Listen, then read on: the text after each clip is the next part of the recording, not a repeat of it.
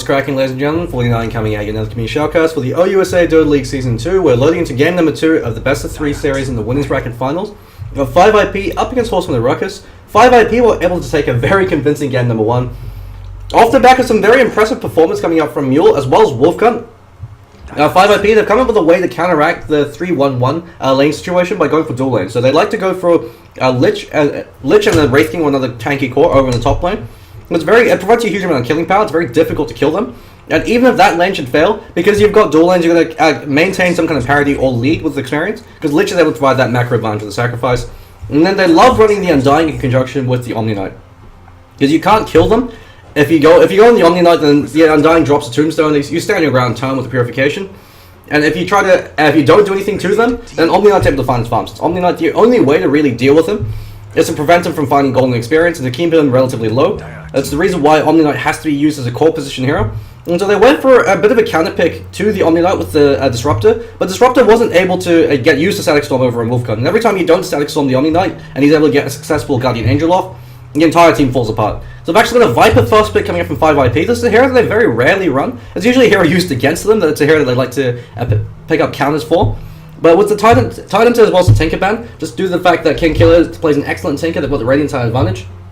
Fairly standard bans coming from Horsemen and Ruckus, the exact same. Lycanthrope and Brewmaster, those are two heroes I really don't like playing against. Lycanthrope, every time he's let through the draft, unless if you're able to shut him down and end the game very quickly, if you make a single mistake, he can pretty much win the game just off the back of that. Even the Lycanthrope player isn't that great, or the Lycanthrope has been shut down. And the sheer amount of pushing power he provides with his Wolves and with the Feral Impulse, and even with the Howl for the rest of your team, so he doesn't even have to be there pushing the lane. You can just press the W, provide the Howl, and the plus 50 damage to every member of your team is enough damage to help knock down these towers very quickly.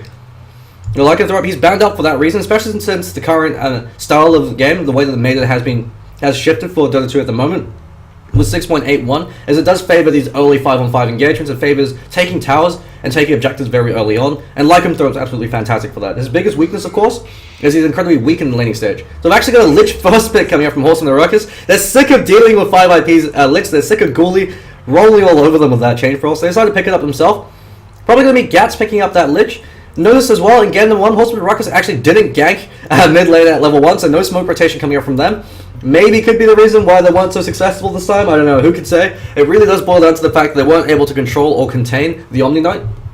And Mule, since if you don't control the Omni Knight, you can't control Mule. You can't control the PA because you can't kill him first of all. He's got the repel up on him at all times every time you find his fire. And even if you are able to control him, you won't be able to deal enough damage to kill him because of the Guardian Angel. They didn't have any way to counteract the Guardian Angel. Usually you could deal with the Guardian Angel by either going for a huge amount of magic damage. And so in this case, they did have the Epicenter and the Static Storm, the Shockwave. It just wasn't enough to bring down Mule, especially when he's got both the Repel and the Guardian Angel up on him. Or the other way to counteract the Guardian Angel is you pick up a Silencer. You prevent the Omni Knight from being able to use it. Because every time he uses it, it turns the fight around for you, because they relied completely on the Alpha Strike advantage. They had a huge amount of burst damage in their team fights if they get a successful initiation off. But if they don't, and if they aren't able to kill the appropriate targets within the Chronosphere, then it all falls apart. And so UGTFO going to be playing a signature hero. The Clockwork was a bit sloppy over the Bristleback. Wasn't really too impressed with his performance. He did opt for a bit of a strange first item. He opted not to go for mech for his team. Instead went for the Pipe of Insight, which didn't really give his team any real benefit. It wasn't the magical damage they should have been worried about. It was Mule critting all over their face and running at them. So they needed the mech to provide an extra burst survivability, because the advantage of the PA, especially a PA in the mid lane, was going for that chasing build with the phase drums. Is if he could dagger your supports, so your supports are dead. It's the advantage of the Phantom Assassin, and she's very, very powerful at picking off the backline supports. In every single fight, Mule did the exact same thing. He'd run at the supports, catch them out with a dagger, blink on top of them, and then kill them within the 4 free hits you get with the blink strikers of the coup de grace crit.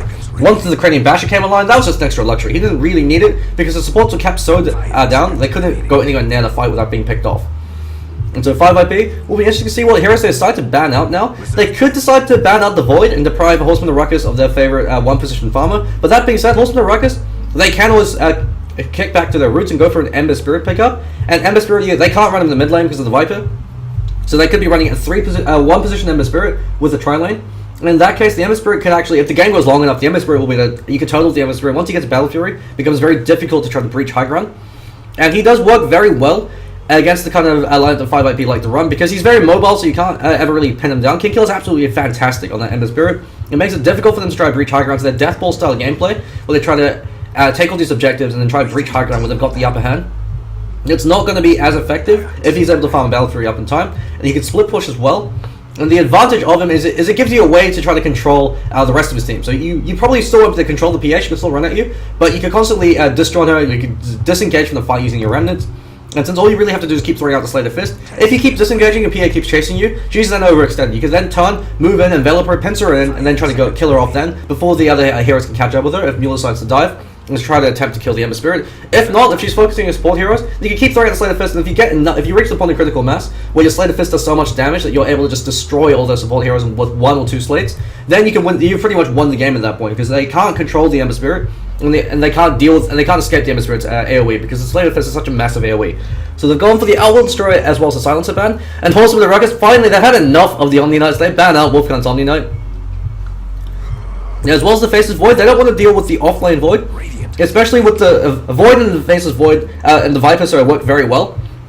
Because the Viper is able to provide you that range damage as well as the snare. Even if Viper isn't doing damage, he ensures that every other hero on your team is doing damage. Because every ability of his snares, if you hit him, you're going to get snared by Corrosive Skin. If he's able to hit you with the poison attack, he's going to snare him. Then they go for a Death Prophet, which is a big questionable considering the fact that Viper actually does very well against the Death Prophet. Assuming Viper goes for the max Corrosive Skin build, the much more passive build, every time Death Prophet throws out the Crypt Swarm and clips the Viper, she's going to get snared, and when she's snared, it means that Viper gets 2-3 free shots in. Especially if Viper decides to opt for a second point in the Poison Orb. And so the way to deal with the Death Prophet is you have to check her. Every time she throws out a Crypt Swarm, you make her take a lot of damage in return. You never give her any free harassment on you, because that's how she wins the lane. She wins by being able to control the creep wave, by being able to constantly harass you with the Crypt Swarm, and then utilize that advantage to get ruined. So if your supports are able to guard the runes to prevent them from getting rune control, and if you're able to pick up a hero that doesn't have to fear her Crypt Swarm, because you can either destroy it and void it altogether, so the Templar Assassin with the Refraction, or Puck with the Phase Shift, or if you could check it. So an example of this is a Viper, because every time she throws out the Crypt Swarm and she clips him, she's going to be eating the damage from the Corrosive Skin, which isn't too much, but it's more importantly the snare. And every time she's snared, it will give Viper enough time to be able to close the distance, to be able to throw a few orb hits over the Death Prophet. And so it will keep them at relatively even amounts of HP. So it means the Death Prophet can't play too aggressively against the Viper, but Viper, since he's got the huge amount of EHP from the Corrosive Skin, can play very aggressively against the Death Prophet. And 5IP actually dipping into a lot of their reserve time for the third pickup. The Death Prophet has won them for a bit of a loop. They can decide to run a tri-lane Viper, or a safe lane Viper, and actually send a Templar Assassin, because Templar Assassin is still available, and Horsemen with the Ruckus, they have no way to deal with the TA at this point with the heroes that they have. Clockwork, I suppose, can try to deal with the TA in regards to the Battery Assault burning off multiple instances of the Refraction, but they're going to have to constantly switch their lanes. But if it's a Clockwork via TA still wins the lane, because Clockwork is a melee range hero, so TA will be able to get a lot of free spill damage with the side lane. So Horsemen with the Ruckus, fourth pick going to be coming up from them. The Rubick's being picked up. And so Rubick, a hero that you only really pick up a Rubick against certain heroes. I wouldn't really say that this is a Rubick-friendly game. I suppose you do have the fact that you can try to steal the Chain Frost, but Lich, he's got multiple ways to be able to use other abilities to ensure that you never steal the Chain Frost. Because you can Chain Frost and Frost Blast immediately right after. But of course the advantage of this is since the Chain Frost doesn't have... It's got a mini-stun, but unless you're using it on the Rubick, Rubick should be able to steal it if he's in range in time. So I guess you could use the Rubick as a counterpick to the Lich. But of course the biggest drawback to the Rubick is he gives you a lot of control, but not enough damage. He's got absolutely nothing as far as damage is concerned for the early stages of the game. Because it's Fade Bolt, to them, it's a very powerful spell in regards to the utility it gives you, but the damage is fairly low. And Rubick's also a very slow and very greedy support hero, because he needs levels and gold. He's very slow, he's very squishy. You want to get level 6 up on him ASAP. You want to give him some kind of mobility item, so either a Blink Dagger or a Force Staff, so you could guarantee these spell steals. And so if you're able to shut down and keep the Rubick down, he then completely falls apart as a hero, because they're not really giving you a lot of kill power. Because you've got Undying and Rubick, I suppose. Undying could be there to provide you the damage through the decay spell with the zombie. But at the same time, they probably want to be... You don't really want to run Undying in the tri-lane unless it's try-v-try, because Undying against an off-laner doesn't really give you too much, and he needs a fair amount of experience as well. So they're going for the Lich Sand King. So Horsemen and Ruckus kind of going back to their roots, going to be seeing Captain and Lich this time, and a Method Man going to be over in the Sand King, so all they have to pick now is a one-position farmer for a Dumble D. Silencer has been banned out, so we're going to be seeing a Centaur Warrunner in the off-lane, so probably going to be only playing that Centaur Warrunner as he seems to be the 3-position player for his team. So 5th ban now coming out from Horsemen and Ruckus. Will be interesting to see what they decide to ban out. They could try to ban out safe lane farmers, so for instance, something like a Luna would work very well, 5IP's lineup. Will provide you the damage. They decide to ban out Wraith King because who am I kidding? This is 5IP we're talking about. Wolfcon, he's got about 0% win rate with agi carries. He's got a fantastic win rate of strength carries, but agi carries seem to rub him the wrong way. Maybe he decides to play a bit too YOLO. Or he goes for strange builds like the Razor going for Poor Man's Shield and then going for Eye of the Storm at 6. And so the Wraith King, much more effective ban, because the reason why Wraith King is so powerful as a 1-position farmer, or as a 1 or 2 position, is in a tri-lane situation, you can't be a Ranger of the Wraith King, because he could set up kills for the rest of your team. Very few carries can do that. Wraith King and Chaos Knight are probably the only 2 carries off the top of my head that can set up kills on their own, and so you don't need a support sphere to set things up. Luna can to an extent, because you can Lucent Beam from range and to give your supports time to be able to close the distance. But Wraith King and Chaos Knight much more reliable. Chaos Knight can also Reality Rift to pull them back in in case your supports aren't quite in position yet, so it gives you that extra window of opportunity. And they're banning out the Abaddon, so that's a respect ban over to Dumble D, who loves to run that carry Abaddon, and he's been using that to great effect. To Horsemen and Ruckus, their carry choices are fairly limited. A lot of Dumble D's favourite heroes, the Silencer, he loves to run a 1-position Silencer and a 1-position Abaddon, have been banned. He could decide to just go for, we could even be seeing something like a Slark, because they like to run a 1-position Slark, but they say go for a Drow Ranger. And so a very unconventional carry pickup. Bit surprised they went for Drow considering this is Centaur Warrunner.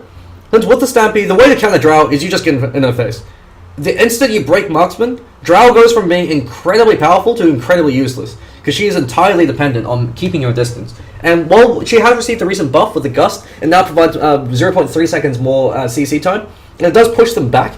So Drow actually is a very powerful hero, but if you are able to give her the optimal conditions. But the real advantage of a Horseman and Ruckus lineup is when it comes to Death Ball, Drow Ranger is absolutely incredible. Similar to a Lycanthrope, you hit level 7 and you push every single tower because they can't fight you. You've got the Marksman up for the Drow Rangers. She's hitting like an absolute monster truck, so you just tear through their towers. You group up, so long as they can't close the distance and jump on the Drow.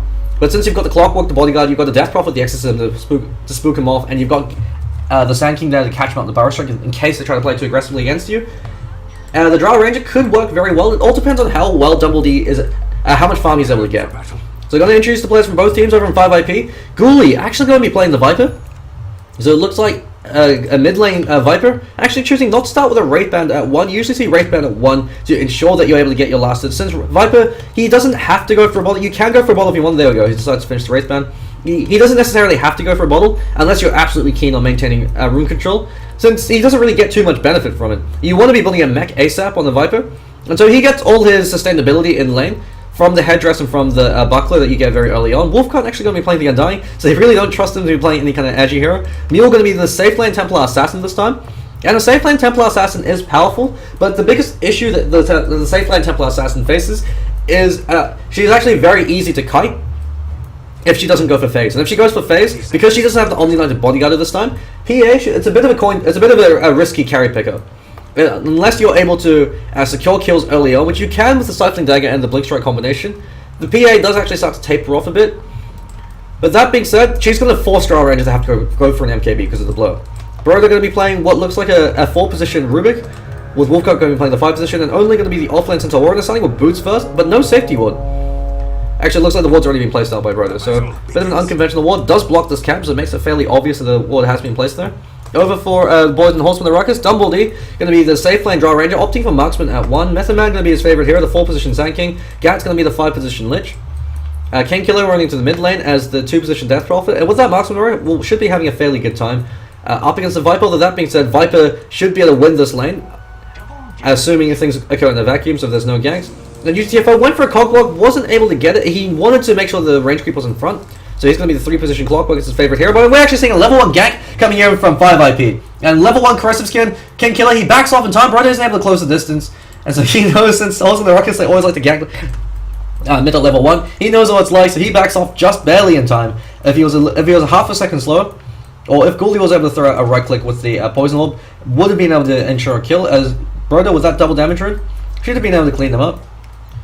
And so this top lane, UGTFO, the advantage of the Clockwork Goblin, especially against a melee hero, is when you catch, and against a melee support as well, is if you catch a hero on their own, once you have 2 points up in you, 2 to 3 points up in your battery assault, you can go for a solo kill. Of course, the disadvantage of this is Wolfcut with Decay can actually outlast the Clockwork inside the cogs and inside the battery assault, and then it can buy enough time and space for your support to rotate in, or for Mule to really come in and go for the killing blow. And if you go on Mule, he can Blink Strike out. As long as there's another hero or another creep nearby, he can Blink Strike out of the cogs or out of the battery assault. So it makes it very difficult for Clockwork to go for these kills. And UGTFO, he's renowned for being able to go for these pickoffs. So they go for dual lanes once again. And so Brother rotating to bottom lane. And of course, the disadvantage of this is Centaur Warrunner needs level 6 ASAP. And Method Man playing very aggressively actually could have gone for a kill there, as Dumbledore was there to provide the snare with the Frost Arrow. Do you usually see, if you're going into a solo safe lane or a solo mid lane, Frost Arrow at 1 to provide you that orb so you can get a lot of free shots in. But if you're going to play much more passively, and if you want to provide a lot more support for the rest of your team, going Marksman at 1, especially with another ranged hero mid, makes it very powerful. But the biggest issue with Drow as a one-position hero is she has a god-awful attack animation. It's got 0.7 front swing, so same as the Clinks. So unless you use her orb to right-click, but unlike the Clinks, it doesn't provide you any damage, you don't want to be using a Frost Arrow to farm. It's incredibly difficult to be the last hit. Of course, she makes up for this by having obscene agility once the Marksman comes online. But Drow Ranger is entirely dependent on the Marksman aura. She has got really terrible stat growth, so she's usually run as a semi-carry, because the advantage of the Drow Ranger is she comes online very quickly. Once she's got Marksman level 1 up, Treads, maybe even a Yasha, she'll or if she goes for something like a Mask of Madness, she'll out-DPS every other hero on the map, and so you can take towers very early on.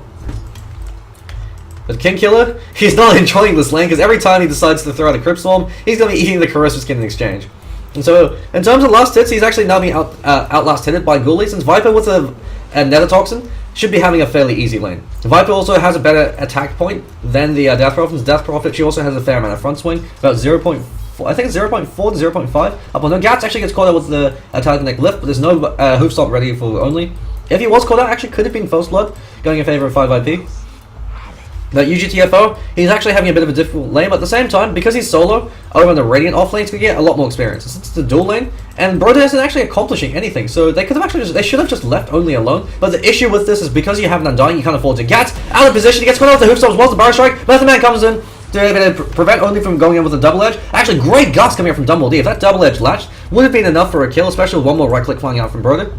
But Lich is barely able to keep himself alive. And the disadvantage of 5IP's lanes right now is if they're not able to accomplish anything with this dual lane, if they're not able to accomplish kills, because it's delaying only from his level 6, it's going to make it much more difficult for them to recover, because it's a dire off lane this time.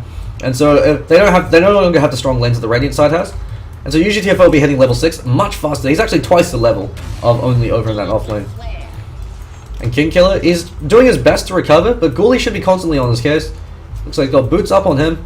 I guess the advantage of the Death Prophet compared to the Viper is you've got a way to ensure rune control. So your supports have to constantly be the bodyguard in the rune, and Brody's probably going to be picking that up. And Ghoulie, he doesn't have a bottle, he's not going to be going for it anytime soon. It actually looks like he did go for the bottle. So a bit of an unusual build coming up for the Viper. Viper doesn't need a bottle because he doesn't really get any of the benefits from it. He doesn't have an ability to spam out to clear out the wave to ensure that you get the rune. He doesn't really require too much mana. Because as long as you've got enough for your ultimate, you're pretty much guaranteed a kill.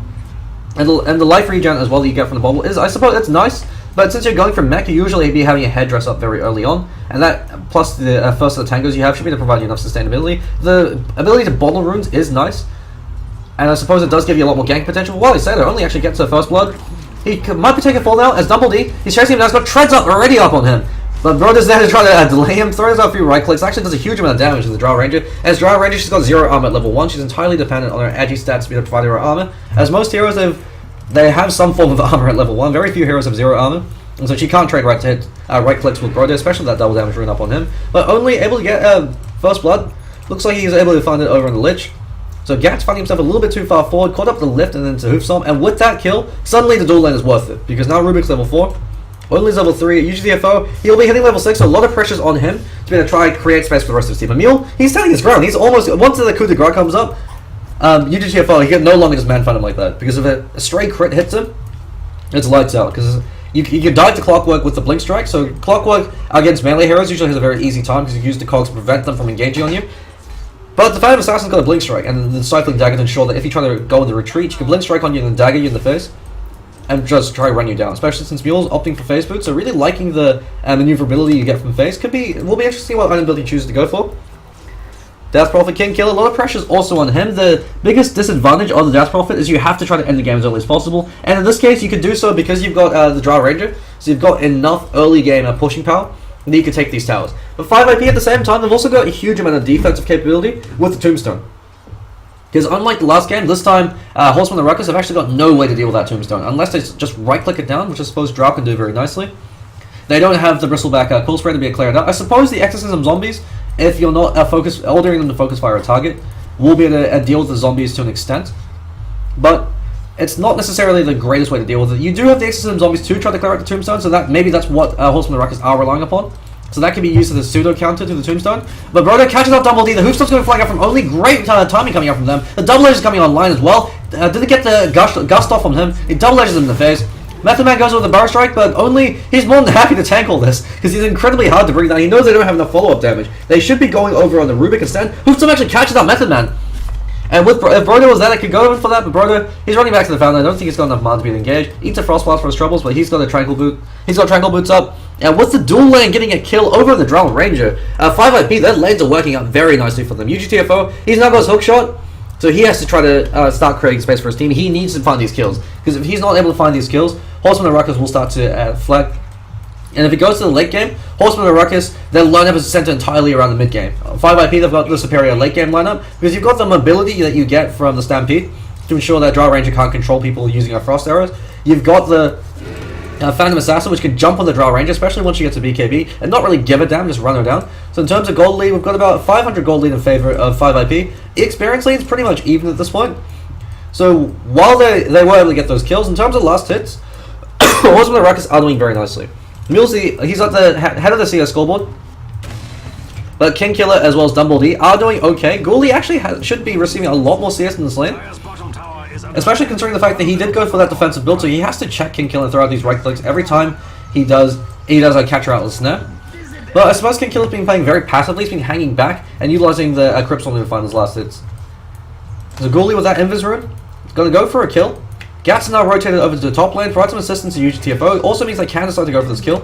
But because Lich doesn't have his Chain Frost, they might not have enough damage to be able to go for the kill, because Mule can always blink out, especially with the Creep Wave pushing in. Method Man also moving in. Actually hasn't been farming out the jungle too much or making good use of it, but while I say that, Smoke Rotation, Broder leading the charge, and Dumbledy, he knows something's not quite right, so he's hunting the tree line, but Broder spots him out. Goes in for it, but he's marked out before he can get the Teleconnect lift off. Throws out one more right click, only's there as well. Gusts him out. Good recognition coming from Double D, but he's going to be tossed up, lifted into the air, and only should be to bring him down with the Hoof Stomp as well as the Double Edge. And this is the drawback of the Drow. She has to have a good early game, and she hasn't been. She's died twice now, since the 5 MP constantly applying pressure. Mule Man finally able to UGTFO, is able to bring him down in the end, but it took 3 heroes rotating, so they trade core for core. And the mid lane looks like King Killer actually being forced out by Ghoulie. And so Ghoulie, going Trench before he goes for the mech, because he's going for bottle, he picked up a bottle first. You want to go for treads then because it gives you the ability to tread switch. But otherwise, and you've got the sustainability coming in from the bottle. But otherwise, if you're not going for the bottle, you want to pick up your headdress and your buckler ASAP because it gives you a lot more lady presence, a lot more survivability. Only drop his Tranquil Boots before he right clicks. So good recognition coming up from him to ensure he doesn't break his boots and therefore break his regen. Little details coming out from only, so good recognition coming up from him. It's these little differences that can often differentiate between good players and bad players, or rather good players and great players, because you have to be able to use every single advantage you can. Gats eats a coup de grace crit from the Stifling Dagger, so tread switching is another way that you can do this. Every time you're about to throw an ability, so for instance if you're a Brazen, you're going to use the Plasma Field to farm, tread switch to int, throw out the Plasma Field and switch back, so it means that proportionally you're using less mana than you would if they're on strength. So playing very aggressively up against only Method Man, catches him out with the Burrow Strike. Only actually could be taken for. He gets a Hoof Stomp off, but he's been silenced up so he can't use the Stampede, but he doesn't actually even have access to Stampede. Fortunately, just barely able to keep himself alive. That +4 armor ensures that he's able to escape. So a good play is coming out from only doing everything he can to keep himself alive, but Dumbledy, bit of a misplay coming up from him. Could have maybe pushed himself a little bit further to ensure that he got that last right click in. Guess he miscalculated. These mistakes happen from time to time. It looks like he's escaped with 1 HP. Hookshot it over a Mule. He's got the creep available to the Blink Strike too. It looks like he's going for it. He instead goes over and King Killer. The King Killer's out the Cryptstorm, so he should be able to clean him up in 1 second. He's been lifted up. Exorcism being forced. Chain Frost now flying back and forth between Wolfcut as well as the Creep Line. He takes a fall. Ghoulie's not joined the fray, so King Killer will be taking a fall. The Exorcism will be wasted, and Mule's still alive during all of this. And keep himself alive. He's going to throw the dagger over Gat. The dagger with the zombies with the death loss. He actually turns the ground and brings them down. Brother stole the Exorcism as well. He used it to clean up. Looks like he used it to clean up another hero in the back line. Deal a fair amount of damage.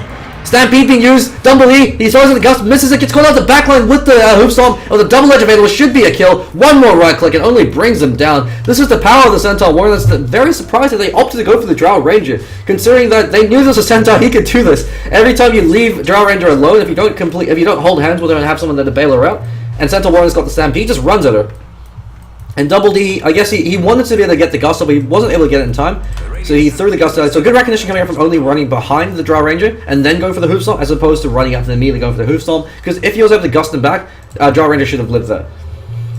So Dumble D having a very late start. Drow Ranger's a semi-carry hero at best. She can hard carry if she gets a really good start, but because she's had such a poor start, that with the way their draft was looking, they needed to get her very farmed early on and then try taking all these towers. Because now that she's got the Marksman aura, now she's got the Marksman as well as the almost maxed out aura, which will probably be going for a level 8. She's hitting like an absolute monster truck. 160 damage per right click, and she's got enough attack speed to be able to nibble away these towers. Especially with the exorcism available. Rubick actually still has the exorcism. He stole that a little while ago, so he's got the coming off cooldown soon. He probably wants to throw it out because next time it's off cooldown, since he's not going to have the spell steal duration for him to be able to wait for a fight, unless if Horsemen and Ruckus decide to try to force the issue again, which they have to. They need to really start taking towers, because they keep playing like this. 5 IP, that lineup is much more powerful in the later stages of the game. About 750 gold lead going in favor of 5 IP, and about 1,500 gold experience lead. Wolfguard farming without fear in the mid lane. With that Planeswalker's Cloak, looks like he could be the one going for the Pipe of Insight, which will do a lot of work in this case, because you've got the Chain Frost and you've got the Epicenter, as well as the Crypt Storms constantly flying out. And so you always want to recognize when it's a good idea to go for a pipe, and even then you want to have another mech. You want to have a mech available as well. So Viper going for the mech. Ghoulie will be having it fairly shortly. If he didn't go for the treads, or the bottle, he'd have it up by now. So it's the reason why Viper doesn't necessarily need a bottle. If you just go for a mech rush, you get it very early on. But Method Man, go over the double edge, hoof stomp as well as the lift, set it up. Exorcism still flying, Double D gets a gust and then TP's out. Great recognition coming out from him. He knows the only one that could interrupt it would be Only, but he saw him use the hoof stomp, and so he just pushes them back to ensure he can't get that double edge to deal with DPS and bring him down while he's TPing. And King Killer throwing the labs away, going in for a trade, actually threw out a great silence very preemptively, despite no one TPing in there. Maybe he thought that someone could have been around with an Invis Rune.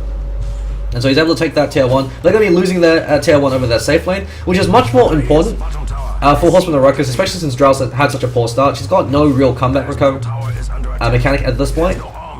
Since with that safe lane gone, she can no longer farm the bot lane with absolute impunity. She needs someone there to be able to help her keep her alive, so the supports constantly have to be with her. And UGTFO, he's got 4 points up the barrier soul now. He has to start making plays for his team, because if he doesn't, and if they're not able to regain the initiative and start forcing the issue against the enemy team, if they're not able to start taking these towers, taking these objectives, Horsemen and Ruckus, their lineup starts to fall apart. Especially since Ghoulie, he doesn't have his mech yet, but once the mech comes online, it's going to be very difficult for them to fight 5v5. Especially because they don't have a mech in sight. Death Prophet going for Yule Scepter is a very standard build coming up from him. UGTFO definitely not going to be going for the mech anytime soon, so it's going to be Lich, and Lich is going to be very delayed. He's going to be getting a mech at maybe the 20-minute mark at most, and that's only if they get a few towers on top of that. The rate that he's farming, not going to be getting it that quickly. And so King Killer in the mid lane, he hasn't been having the greatest game. He is in terms ahead in CS compared to Ghoulie now, but that's because Ghoulie's been rotating around the map a lot, and you've got the flash mining mechanic with the Crypt Swarm. But the Death Prophet pickup, she's got the Exploration Day. Similar to the Brewmaster, you've got 35 minutes to be able to try to win the game or breach high ground. If you're not able to do so in those 35 minutes, and if the game starts to move into the later stage of the game where enemy heroes have BKBs, where they no longer have to fear the insane amount of damage potential you provide, or if they get to the point where they can out DPS you, and so they can focus fire you down very easily, which the Phantom Assassin can do quite nicely, then the Death Prophet starts to completely taper off and plateau. Doge is the very same, similar. He's got about a 20-minute window before he starts to really taper off. But because they have such a powerful lineup to work with the Doge, because you've got the Decay to help deal a lot more damage with the double edge, and since Drow Ranger is such a squishy hero, every time you throw out the Tombstone, you call it out like that, Chain Frost bounces back and forth between a zombie, so a lot between ways. So Bro's going to be caught out the episode. Good recognition coming up from Method Man, only fleeing for his life. 5 IP, the thrust has been parried, and King Killer now leading the charge. He's got the Crypt Swarm available, but Mule immediately jumps up on him. He should actually focus by the Exorcism Spirits on him. If you A-click a target, all the spirits will focus by whatever target you've got A-clicked. But King Killer could be taking a fall. They've got the Stifling Dagger available off cooldown very shortly, but his Exorcism is going to be wearing off as well. He TPs on out, leaving nothing to chance to ensure that Mule can't go in for it. Ghoulie actually gives him a few bubble charges to make him Hell and Hardy again, puts him back to about 500 HP, so that if they decide to dive, that he can try to defend this. But Horsemen and Ruckus, they use the Exorcism to fight. They're not able to translate that fight into a tower. And so 5 IP, in regards to strategy, while they did lose that gank, they could have lost a lot more. Now we've got a Yasha up in the Drow Ranger, but she needs a BKB before they can really start fighting. Looks like she's going for a Morbid Mask, so probably going to be a Helm of the Dominator to be to ensure that she can start stacking up these cannons. But Mask of Madness, if you get it very early on as Drow Ranger, is absolutely terrifying, especially if you've got a lineup that could create space for you, so they can't close the distance to you while you're sitting there firing away. So similar to a sniper, Drow Ranger works very well in that DPS role if she's unhindered. If they don't have heroes that can close the distance effectively, and if you've got a lineup that can ensure that they can't deal with those, so they're forced to deal with them. So UGTFO and King Killer fill this role very nicely. He'll shot in over a Wolfgun. Actually, doesn't have enough mana to go in for the cogs. He's just got a battery assault. King Killer can choose to dive this, and he's probably going to. Only Blitz then. Catches him out the Hoof Song. King Killer pops his double damage. He's got the Yule Scepter available. Should probably be using it right now. Actually, didn't use the Yule Scepter. He wasn't stunned long enough for. He had enough time to use the Yule Scepter if he wanted to. Phantom Assassin brings it out of the Stifling Dagger. And Cats, he just rotates to his death, and they're going to be taking that tail one in the offlane in exchange for that. I suppose the rationale for the Undying pickup in this game is because it forces the Chain Frost bouncers to go to the zombies. And so you're providing more units for the Chain Frost to bounce off. And it's worked out well in favor of Horsemen and Ruckus in some cases, since in the last time that it was used, it bounced back and forth between Wolfgun, even though he's completely on his own, because it could keep bouncing back and forth between the zombie. But in these large spread out fights, the Tombstone zombies, the Chain Frost bouncing on them, could actually be a critical factor. Because Lich, you've got the strategic advantage, but you also need that team fight power with the Chain Frost. And Drow Ranger got his helmet with the Dominator, so he has to start stacking up the Ancients and clearing him out in order for him to be able to try to recover. So Horsemen and Ruckus, they've had to adjust their strategy. They can't go for this all-out Death Ball strat they were looking to achieve, because they took so many deaths early on, and because Death Ball is 90% execution, 10% draft. You could theoretically Death Ball with pretty much any lineup, so long as you've got some kind of tanky core and some hero that can push, if you're able to execute it effectively. But because they've taken so many deaths in the Drow Ranger, and because their mid lane farm Death Prophet also has been having a bit of a rough game, they can't really group up and survive and fight right now. Because in terms of gold, it's still a very close game, about 1,000 gold lead in favor of 5 IP, but the experience still in 5 IP's favor, about 1,500, and the experience is going to really be the critical factor, especially since the Undying is going to be able to get these tombstones off, and then they're forced to focus fire on the tombstone. Phantom Assassin, the Viper, getting only 3 shots in. He's picked up a very early Blink Dagger. Looks like going for the Blade Mail. He's 6 for 1. Only has almost all the kills over on 5 IP. He's 60% of their kills at this point. So he's been doing a huge amount of work. This dual lane, the only reason why it was so successful is because Gats found himself out of position, so Brody could lift him up, toss him back into the Stomp, and then it's a free kill. And so every time Gats found himself out of position, translates into a free kill. And that dual lane, which should have been shut down quite handily if they played a bit more defensively, or if they were able to accomplish kills over on Broder instead of focus firing only, they would have had that laning advantage. But because they threw so many kills over into Broder as well as only his hands, he was able to recover in terms of experience, and the greed coming up with the Rubick pickup as well as the Undying wasn't really punished. It worked in their favor. And so Mule looks like he's got phase drum into BKB. He needs a BKB in this game because he doesn't have the Omni Knight to be able to babysit him, to be able to pocket him. And so once he gets that BKB, he could completely disregard of 3 out of 5 heroes over on Horsemen and Ruckus. He could disregard the Sank, he could disregard the Lich, as well as the UGTFO. The only heroes he has to worry about then is the Drow Ranger, but with the BKB, he can blink on top of Dumbledy and just man-fight him, because once you're in Drow Ranger's face and you break the marksman aura, and the marksmanship as well, then Drow Ranger's, the vast majority of the damage drops, she loses her attack speed, she loses the damage, and then the only hero that she really has to worry about in that case is King Killer. But even then, with the BKB, she could out-DPS the Death Prophet before the Death Prophet's able to kill her with the spirits. So Death Prophet really has to rely on the Yule Scepter. King Killer actually misplaying the top lane. He actually would have been able to stay alive for a little bit longer if he used that Yule Cyclone. Maybe could have translated that into a kill, so at least it'd been a trade.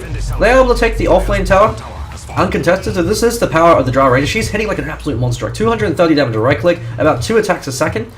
Just the Drow Ranger with the rest of the team bodyguarding her and just knock down these towers one at a time. That means that you have to you can hold on to your exorcism until the enemy team try to defend this. And once you get the tower lead, once you get the tower gold, you can start translating that into important items for your heroes. So Sand King, he really needs a Blink Dagger, or failing that, Arcane Boots. But because they're playing from behind, probably going to be foregoing Arcane Boots in favor of getting a Blink Dagger up ASAP. Gats, 500 gold off his tower. If they're able to take a few kills and translate that into tower, Lich then has his mech up. So you'll be having something like a 22 to 23 minute mech up at the rate that he's farming, unless they're able to find a fight and get a few kills. And Viper, probably going to be going for the Agnum Scepter, since all Goldie has to do this game is provide the lockdown to control for a Mule. And that's what Viper does best. While he does do a fair amount of damage on his own, the real power of the Viper is the fact that he prolongs the time on target for every other hero. So the time on target is how long you're hitting them, essentially. And so when you have a melee carries often have terrible time on target. I'm just going to close the stream on my end. I think that could be having an issue. Never mind, it is down. And so because Viper has so many snares available, and since the Viper Strike goes through BKB, and with the Agnum Scepter, it's got an insane range and a very low cooldown, whatever he Viper Strike, Mule could jump on top of and kill instantly. And so that means that if you focus the Viper, which is what he wants, since he's so damn hard to bring down, and since his benefit comes from having the enemy have to focus him, then you've got only been to run around and do his thing in the backline, killing off these support heroes. And then you've got Mule as well, able to pick off the backline supports with the Stifling Dagger, Blink Dagger combo. But if you don't focus Viper, if you instead try to focus Only, who's very tanky as well, so you don't really want to be focus firing the Centaur Warrunner. He doesn't really care if he dies, he's almost going to Blade Mail. Or if you say you try to focus the Phantom Assassin, then Viper, while he might not be able to deal obscene amounts of damage, it doesn't look like he deals obscene amounts of damage, the fact that he's constantly hitting you, and with the constant dot damage with the Nether Toxin, he actually is able to deal a substantial amount of DPS, so he can start bringing down your support heroes, especially once the Aghanim Scepter comes online, because it means Gats can't be within, if you're within 950 range of the Viper, you're going to get Viper Strike. If you're Viper Strike, you're dead. Unless you just immediately TP up, and in the team fight, you're not going to have that luxury, because there are other heroes around that can focus fire you down. There are probably CC abilities available as well, the Hoof Stomp as well as the Teleconnect Lift. And so it's good recognition coming out from 5IP, drafting the Viper this time. So while they don't have the Omni Knight to provide that defensive capability, because there's no Faceless Void, they don't have to rely on the Guardian Angel to be the weather the storm in the initial initiation. They can instead decide to initiate themselves, because they've got the Centaur Warrunner that had an absolutely fantastic start. So he can Stampede, Blink Strike in, and you've also got the Viper who can help set up kills with the Viper Strike, while he's throwing out poison orbs left, right, and center. And so 5IP, they've got a very powerful late game lineup with that Tricore. Since Rubick scales very well as a support hero, is one of his benefits as well. He is greedy. He's very relevant. So Gold Lead's now more or less even. They go in over a Method Man, call out the Sentry Ward. BKB being used by Mule to ensure he doesn't get silenced. Hookshot in from UGTFO, so he's able to turn around over Broder. He might be able to kill Only as well. Actually, the Chain Frost bouncing back and forth between Mule, the zombies as well. As Wolfcut brings him down. Gats is barely able to keep himself alive. Looks like he did take a fall at the end. Drow Ranger does kill Mule because they weren't able to control her. And Horsemen and Ruckus are doing this. They're turning it around. Ghoulie cycling up in the air. They're turning around, trying to focus him down. The King Killer's taking a fair amount of damage. He moves as close as possible to ensure the spirits of his little travel time. So great recognition coming out from King Killer. The spirits, every time they attack, they have to fly back to you, and so you want to go on top of them. It's the reason why Faceless is so powerful. If you're directly on top of the enemy hero, or in melee range, the spirits deal obscene amounts of damage, because there's very little travel distance time between you and the hero, so they're wasting less time traveling, so they're dealing more attacks off. And Method Man, I guess he was the bait.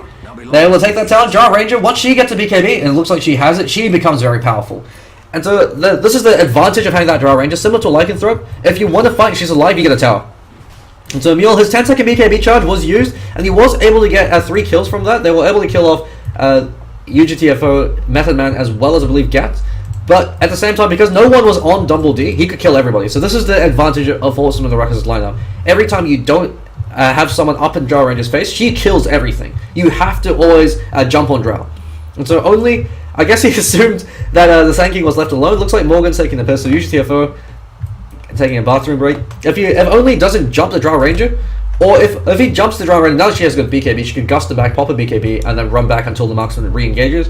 It becomes very difficult for 5IP to take these fights, because they have to kill Drow. So Mule, he should probably be saving his initiation to just jump on the Drow. Only in Drow, and the Mule, all they have to do is jump Dumble D, and they can win pretty much every single fight. Because they've got the BKB available for PA, so she doesn't have to fear the Chain Frost, she doesn't have to fear the Epicenter. I suppose UGTFO can try to control him with the Hookshot, Cog, Battery Assault, but because she's got a BKB, she can just simply Blink Strike out to one of her heroes or Blink on the enemy, and so the Cogs can't be used to contain her. So Wolfcut, the Chain Frost actually completely destroyed him in that fight. He ran in, and Mule, while he's magic immune, while the zombies are magic immune, he sure as hell isn't, so he kept bouncing back and forth between him and the zombies. So I suppose the Lich is also working, the Undying's working in Lich's favor in this case, since they haven't, since he keeps running a YOLOing forward with the zombies up. But if the fight ever gets, if they ever are able to have a bunch of zombies up before the Chain Frost flies, then the zombies can be used as a buffer to be able to dissipate the Chain Frost.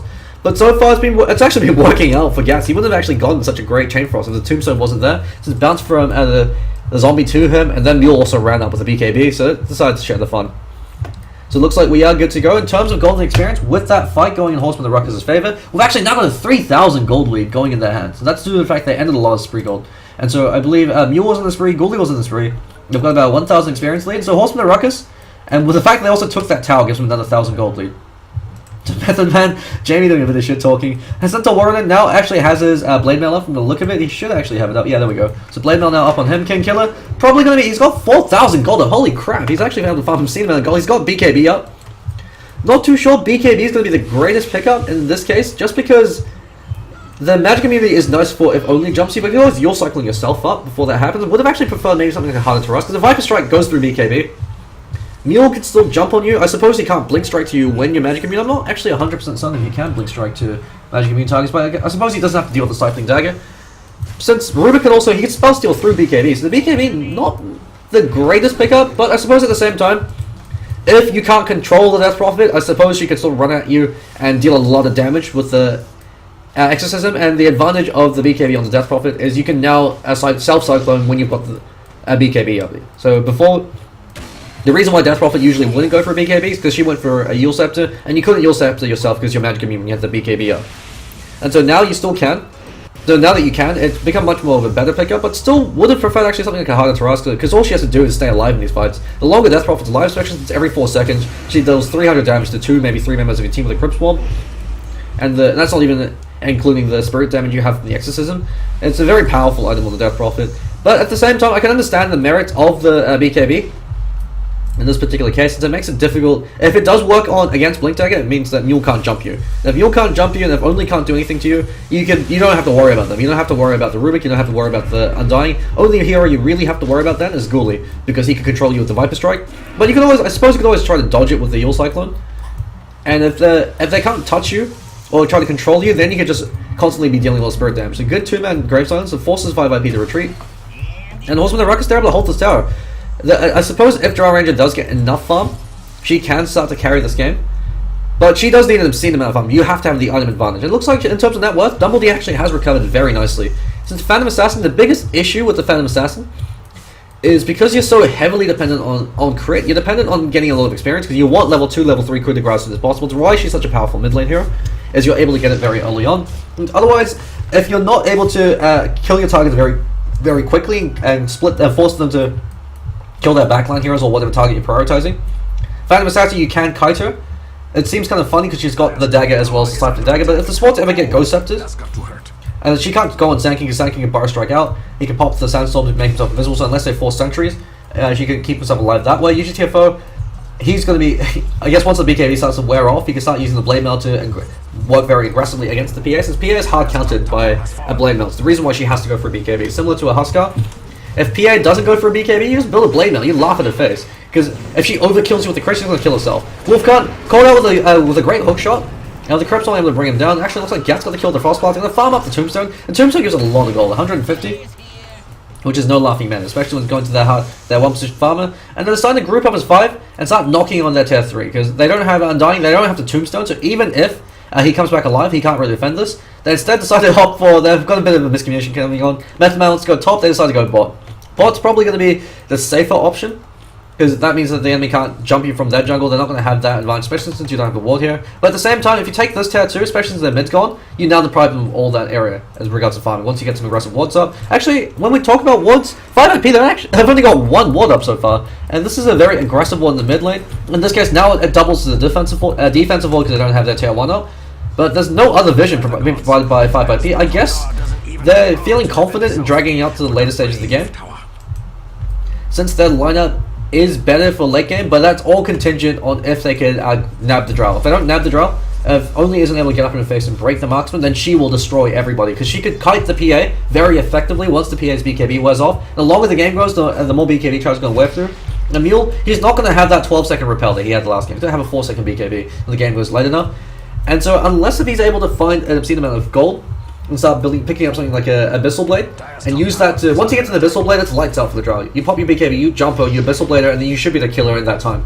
But if Mule isn't able to find that farm because they're taking these towers, because at the moment, Horsemen and Ruckus, they actually have this very team fighting lineup, because they've finally got the gold lead now, and they're not jumping the Drow.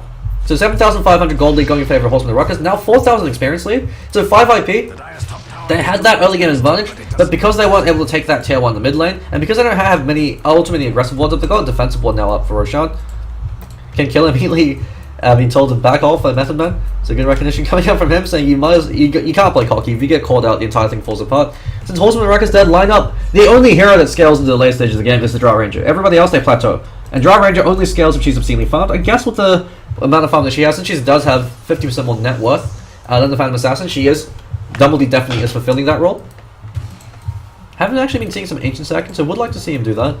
Because that's another way. I mean, there's no point in going for a Helm if you're not going to Ancient Sack. It's like going for Treads, not Tread switching. You're not utilizing the item to its fullest advantage.